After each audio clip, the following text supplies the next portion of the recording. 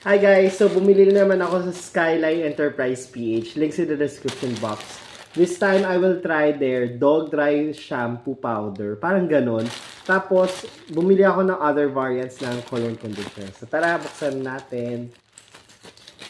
Yay! Actually safe sila magbalot.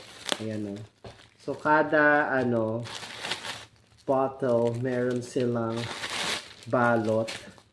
Tapos, they also give you yung waybill. Ayan. So, first, buksan natin yung unang product. Ayan.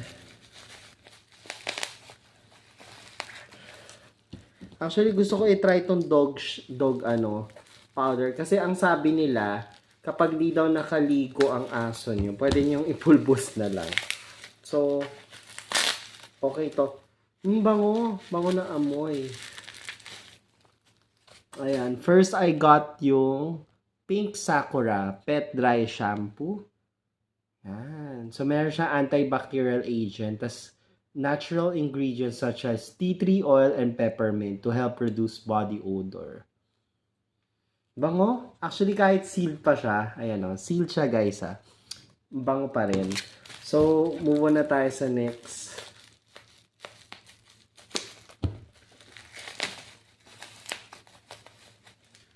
Bango pa rin. Hindi ko sure kung pinabanguhan nila yung mga products, pero ang babango.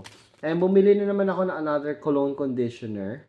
This time, this is the Ocean Breeze. So, if hindi niyo pa nakikita yung Sakura conditioner ko, I'm gonna put the link of the review. Pero, kung ano yung mauna. Pero guys, you spray this sa dog for after nila maligo.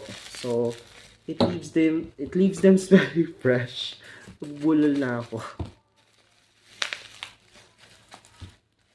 Ayan. Tapos ito naman, dog dry shampoo.